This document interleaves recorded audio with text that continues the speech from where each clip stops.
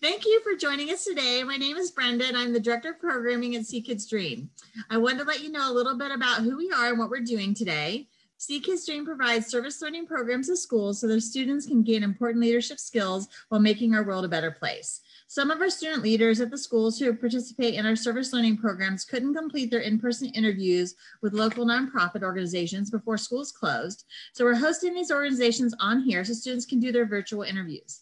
These interviews are important so students can get their questions answered and take what they learn to decide the best way to help the issues that are important to them. Today, we're happy to be hosting Pat from Families for a Cure. Welcome, Pat. Hi, Brenda. Thanks for having me. Glad you guys that you can make it today. I know this is a little bit different than the interviews you're used to doing with our kids, but you could join us today. I appreciate the opportunity, but I do miss the interaction with the kids in person. Yes, we do too. We do too. We're hoping it's not too much longer. Well, I'm going to go ahead and start with some of the questions the students sent in to me ahead of time. So the first one is, why and when was your organization founded? Our organization has its beginnings going back to 2003. The founding of the organization was a byproduct of me wanting to do a golf outing with some of my college friends after I graduated, with the intent of turning that golf outing into a fundraiser and raising money for a charity. We did the first outing, and I was then introduced to a friend of a friend whose parents both passed away from cancer, and he wanted to do a golf outing, so our common friend connected us. And after talking to them, we agreed to partner together to do a golf outing to raise money for cancer research. A couple of years after that, my father-in-law was diagnosed with cancer, and it became a passion for me. And we decided to take what we had started and build into something much bigger. And in the year 2008, we realized that we had established a significant supporter group, and we're raising enough money to the point where we needed to establish Families for a Cure as its own nonprofit because of the dollars that we were starting to donate. So Families for a Cure was officially founded in 2009, but we are in our 17th year of existence supporting cancer research and patient care programs. That's great. That's great. Also, one of the students wanted to know is, do you work with any other organizations?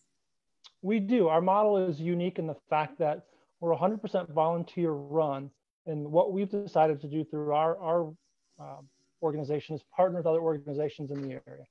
So our model is constantly going out into the Columbus area and looking for opportunities to partner with organizations who are delivering benefits to cancer patients, whether that be direct to the patient through an experience type of grant or support, or to the hospitals where we're funding cancer research and patient care programs. At last count, I believe we're partnering with about 15 organizations throughout Central Ohio in various capacities, whether it be supporting research, providing financial assistance, doing care bags and welcome bags at the hospitals, other types of support programs.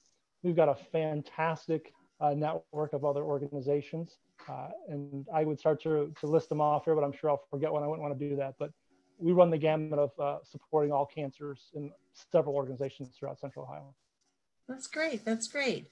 What is, I'm sorry, another question I have is, how many volunteers do you have every year? It varies. So our board is a volunteer run board, and there are 10 of us on the board. And then our primary focus for raising money throughout the year is through events. So our largest event is in August, and we probably have about 25 volunteers at that specific event. We put on a foot race where we actually partner with the local David High School, where we've got about 50 kids that would actually support the race and help administer it there. So we also have events where there's 4 or 5 people that are doing it. It just really depends upon the opportunity.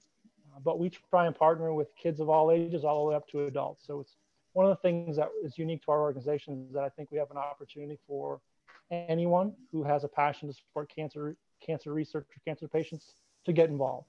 And that's, I think, a really great feeling as we try and build a family atmosphere for our organization. So I'll follow up a little bit about that then. Is there an age limit then on your volunteers? There's not an age limit, but there are some events where it's not appropriate for anyone under 18 to do it. So we'll do family-friendly events, kid-only events, and then adult-only events. And so for the adult-only events, it doesn't make sense to have someone that's not 18 or older participate or help do that, unless it were to be setting up before the event actually started. Terrific, terrific. So another question I have from a student is, if we wanted to donate something, does your organization accept any donations? We accept donations of all kinds. So whether it be financial donations or through service partnership, where we're actually creating something or doing some sort of collection drive, we could take any type of support that any of the schools or individuals want to provide to us. We're open to ideas. In fact, I like sharing that a lot of times when we do non-financial donations or receive them, especially in the, partnering with elementary schools, they come up with some of the best ideas that we wouldn't have thought of, and we create some new opportunities to donate or do some other in-kind or service project type of.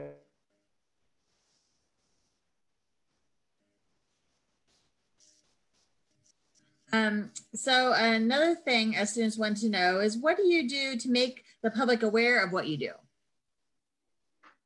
That's a great question. We have a really strong supporter base, and so we communicate with them often. Obviously, we do about 5 events throughout the year, so we're in constant communication with them about the events that are upcoming and what's going on.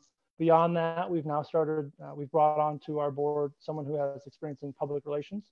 So we're doing more press releases and community releases about activities and benefits that we're doing. And we're really starting to try and build up our social media channels. We're starting to do some interviews. When we give our grants throughout our organization here, we recorded them this past year, and we're making those available for playback so that people can see what we're talking about and the benefits and impacts we're trying to drive, as well as just really getting an insight into the organization. So we're really trying, it's a skill that we're trying to build. Being a grassroots organization, all volunteer run, sometimes the things that we should do or want to do oftentimes become the last things that we do because we don't have the time or capacity being a small organization. Another question the student asks is, how can we help you help the community? Can you repeat that question? Oh, sure. Sorry. The student wanted to know, how can we help you help the community? There are various ways in which we can do that. One of the biggest things that we, like many other nonprofits, are going through right now is we've not raised much money this year because of the current economic situations. Being a heavily event-based organization, we drive a lot of the revenues that we gather every year through those events. And we've not been able to have any events. We've canceled 2 so far, and our largest event is in August, so we're not sure we're going to be able to offer that. So right now, we, like several other charities, are in significant financial need. But also, if there's looking for opportunities to do service projects, there are people that are looking for a smile. So, partnering with us to make cards or just messages or signs, or even if, recording some videos that we could play back and share with them through our social media channels, is just any way we can provide some sunshine to somebody else is a way that we could do that. As I mentioned before, I think oftentimes the kids come up with the best ideas. I can talk about service projects and making blankets and cards and out there, but somewhere out there is a far better idea than a kid that wants to do it. And what I believe that we're really good at doing is figuring out how to make that stuff happen. Another question from a student is, if we do donate money, what will it be used for? So this year we have promised grants to several organizations to provide patient experience grants. I think the biggest one that is unfunded right now is some of our own individual patient experience grants, where we send individuals out on an experience of their choosing. We've got 8 of them that are in flight right now. So if the children didn't have a specific area of focus they wanted to do, or one of our projects they want to fund there, I would say we'd use it to fund our Allison Orlando Wood patient experience grant this year, to make sure that those 8 people that are in line and looking to do something fun we had the funds to allow them to do it. Great. Let's see, find another question here from a student.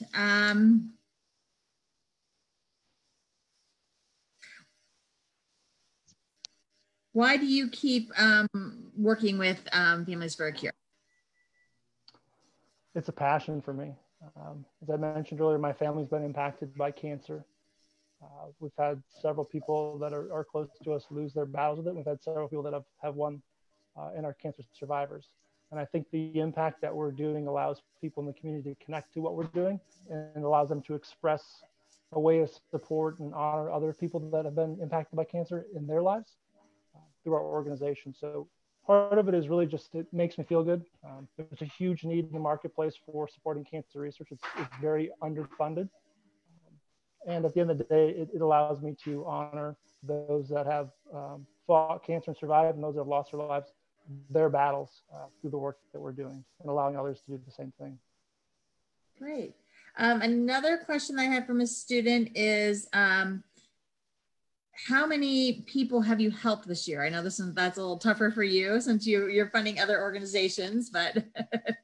Yeah, I think answering that question is always hard for how we operate. There's certain things I could go back and quantify, but when it comes to funding research through the hospitals there, that's a number that I can't touch. One improvement to a medication or new cure that's helping someone there, that impact goes far greater than just a singular person. So the way I like to answer that question when I'm asked is, it's similar to throwing a rock into a pond and it creates ripples. What I hope that we do with all the money that we give, whether it be to an individual through a personal experience or in partnership with an organization in Central Ohio or just to the hospitals, is that we're creating that ripple effect. And the work that we're doing is going to the right spots and creating impact that's going to be far beyond what we can quantify outside the walls of Central Ohio, across many of the states, and even beyond the United States is our ultimate goal for making sure the dollars we're raising have the greatest impact. So I don't have a specific number to your question there, but I'm very confident that the programs that we're funding are creating a significant ripple and touching the lives of many every year. Another question that I had from students is, sorry, that coming, got several papers here, so I'm trying to,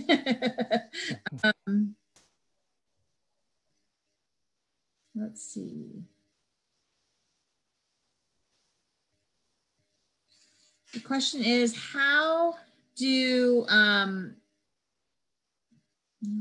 that one's already answered. I guess all the questions that I had are on the list were already answered. So is there anything else that you want to share about Families for a Cure with the kids, about, you know, about what they're doing to help you and things like that?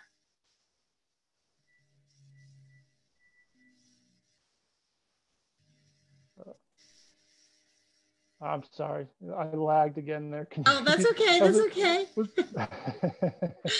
Technology is a wonderful thing sometimes, sometimes not.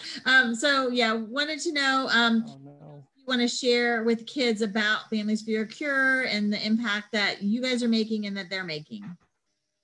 I'm in a bad spot right now. I did not hear that again. I really apologize. That's okay. That's okay. All right, I've got you now. Okay. So I want to know what you want to share with the kids about the Families for a Cure, and, you know, what impact you're making and what impact the kids can make for you guys. Absolutely. So thank you for that question. It was probably the most important question. So I'm glad you got to do that. So our organization started very small in 2003, as I mentioned earlier. After we established a nonprofit in 2009, we set a goal to raise $1 million. We wanted to do that by the year 2021, which would be next year. We hit that goal in 2018, which was really a testament to the support that we have throughout the community and the passion behind Families for a Cure and the need to help cancer patients there. I think as we continue to grow, there's a huge opportunity to get kids involved and more people throughout the community involved with the work that we're doing, because, as I mentioned, it's so needed.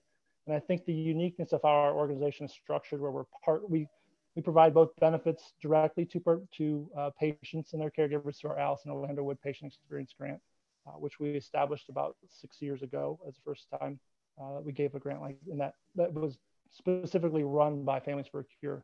But prior to that, we had a partnership model that we still continue to this day there, where we are working with other organizations throughout the community. And I find that the power of those connections, whether it be through NC4K or Patches of Light or Children's Hospital, Ronald McDonald House, A Kid Again, and there's many others that are out there we're working together there. It really allows us to extend the benefits that we're doing. We've learned over time that we are really good at putting on events that people enjoy coming to. And because they enjoy coming to those events, they're willing to donate money to support our causes. And they believe in them, right? And as I mentioned before, it gives them an outlet to feel good about supporting cancer research and honoring the lives of people they love that have been impacted by cancer. So I think that our model is what's really important there. because of how we're structured. We're 100% volunteer run. So most of the work that we do is low dollars, low budget. We got an office this past year, which has cost us about $100 a month. So it's very inexpensive. But the value of what that does is it allows us to move from meeting in Giant Eagles common area to having formal board meetings and allowing guests to come in where we've actually established ourselves as a nonprofit. I share that because it was a big step for us after we reached $1 million and realized the impact that we had there. We had to start upgrading our structure in how we were being organized. But at the same time, there's a responsibility for making sure that we're managing the money that people are giving us very efficiently. So we felt it was important to upgrade our appearance and our structure to then better fundraise down the road. So, you know, we are starting to incur a little bit more cost, but it's very minimal overall.